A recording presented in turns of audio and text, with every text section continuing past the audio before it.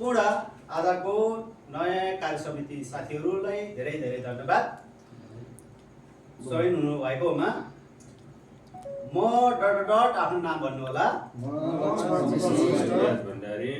युवराज एकता आवास समूहको आफ्नो नाम आफ्नो सदस्यता आफ्नो पदको नाम भन्नु होला।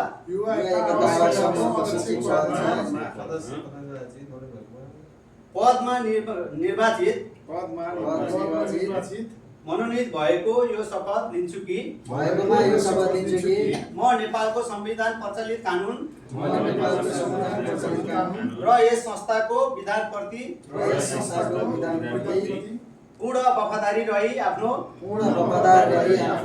जिम्मेवारी इमानदारीका साथ पालन गर्नेछु। म संस्थाको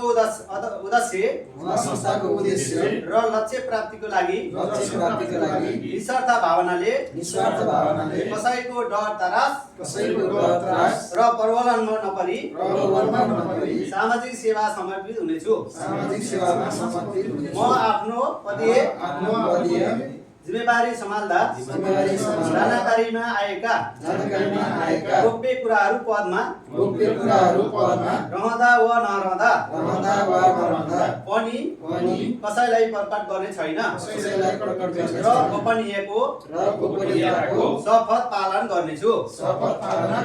म संस्थाको सम्पत्ति स्रोत र साधनको दुरुपयोग नगरी पारदर्शी काममा कायम गर्नेछु र सामाजिक हितका लागि काम गर्नेछु। हस् त सम्हाल्नु होला भन्दै